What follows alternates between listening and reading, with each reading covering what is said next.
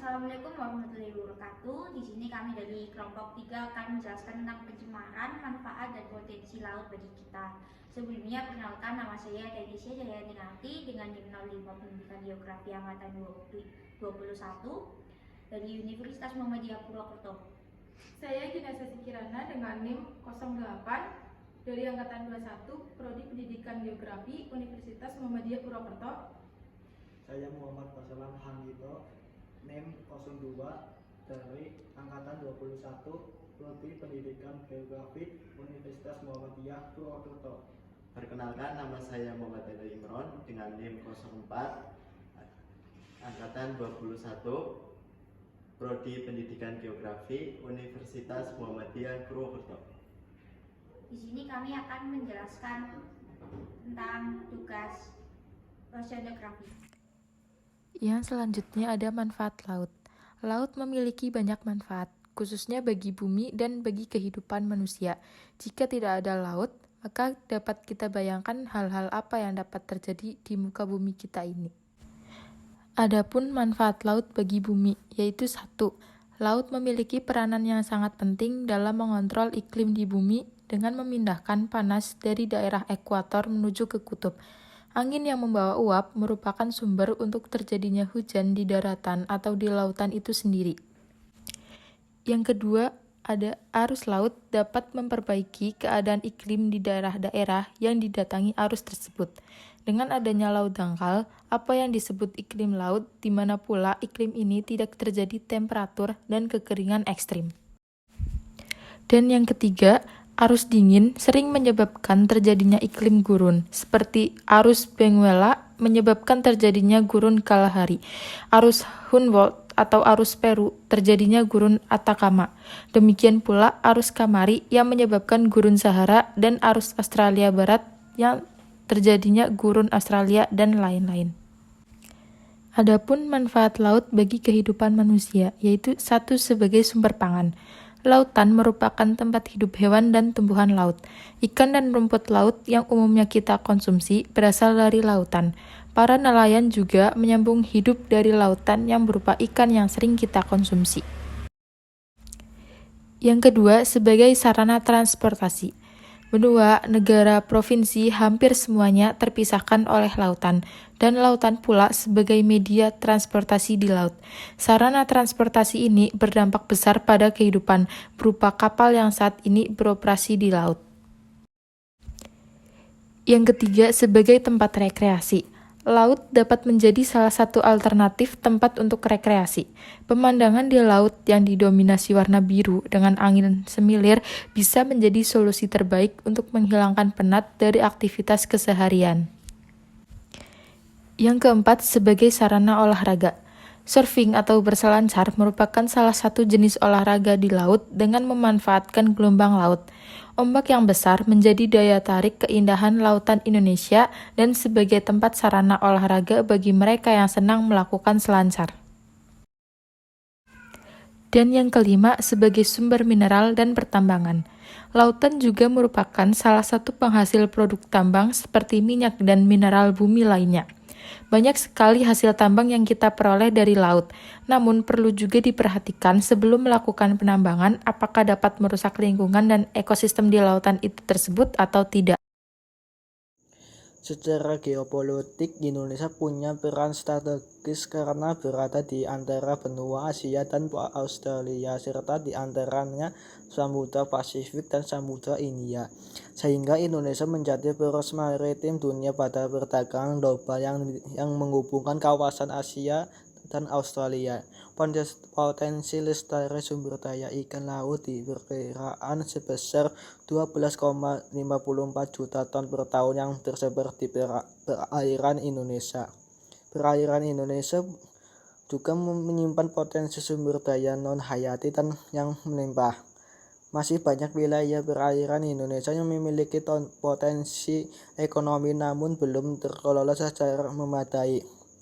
Potensi subsektor kelautan yang masih dioptimalkan adalah industri maritim, bioteknologi, jasa kelautan, produksi garam dan turunannya, biofarmakologi laut, pemanfaat air laut, selain energi pemasangan pipa dan kabel bawah laut, serta mengangkatkan benda dan muatan kapal tenggelam. Potensi luar area budidaya laut tercatat 12,1 juta hektar dengan tingkat pemanfaatannya 325.825 hektar atau 2,7%. Potensi luas areal budidaya rumput laut tercatat 1,1 juta hektar atau 9% dari seluruh luas kawasan potensial budidaya laut yang sebesar 12,1 juta hektar. Tingkat pemanfaat rumput laut diperkirakan baru mencapai 25%. Melestarikan laut berarti telah melestarikan setengah ekosistem di bumi. Banyak habitat dan spesies di laut yang hidup di sana seperti berbagai macam jenis ikan, terumbu karang, cumi-cumi, udang, dan masih banyak lainnya.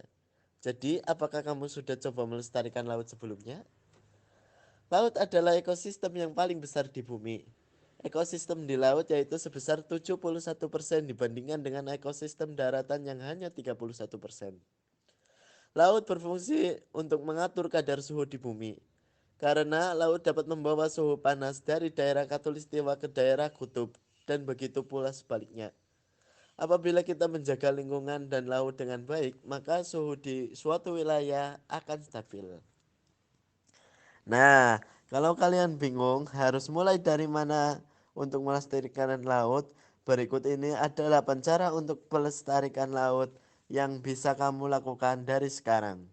Pahami baik-baik ya. Yang pertama yaitu hemat air. Gunakan lebih sedikit air sehingga nantinya tidak akan menyebabkan kelebihan limbah air yang kotor. Limbah air yang kotor dapat mengancam ekosistem laut jika air kotor ini mengalir ke laut. Banyak dari kita tidak menyadari hal ini, tetapi cara ini sangat penting untuk dilakukan. Yang kedua, mengurangi pemakaian limbah cair. Ketika menggunakan produk kimia, limbah cair usai penggunaannya akan terbuang ke laut. Maka dari itu, kita perlu membantu kelestarian laut dengan mengurangi penggunaan zat kimia beracun dalam kehidupan sehari-hari. Gunakan produk yang bebas dari racun berbahaya dan buanglah limbah kimia dengan benar agar tidak mencemari laut. Yang ketiga, mendaur ulang sampah. Daur ulang sampah usahakan minimal sampah dengan menyisihkan produk-produk tertentu yang dapat didaur ulang supaya jumlah sampah tidak menumpuk. Mengurangi penggunaan plastik. Laut di bumi saat ini sudah cukup tercemar karena banyaknya sampah plastik. Kita mengurangi, selain itu kita bisa mengganti bahan plastik yang bisa digunakan untuk kemasan produk dengan bahan-bahan yang dapat didaur ulang. Yang kelima, mengurangi polusi udara.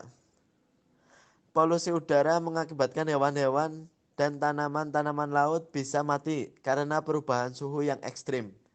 Kita dapat mencegah polusi udara dengan mengurangi penggunaan kendaraan bermotor menghasilkan gas karbon dioksida.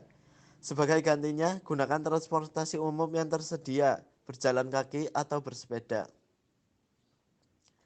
Mengurangi penggunaan energi. Penggunaan energi seperti listrik dan bahan bakar fosil dapat berdampak bagi ekosistem laut. Kelebihan energi yang digunakan dapat menyebabkan hujan asam sehingga bisa merusak laut. Oleh karena itu, kita sebaiknya mengurangi penggunaan listrik seperti mematikan lampu di siang hari dan mencabut alat elektronik yang sedang tidak digunakan. Yang ketujuh, tidak sembarangan memancing hewan laut. Kita bisa membantu melestarikan laut dengan membiarkan hewan laut tetap berada di ekosistemnya dan hanya mengonsumsi hewan laut yang hasil tangkap para nelayan.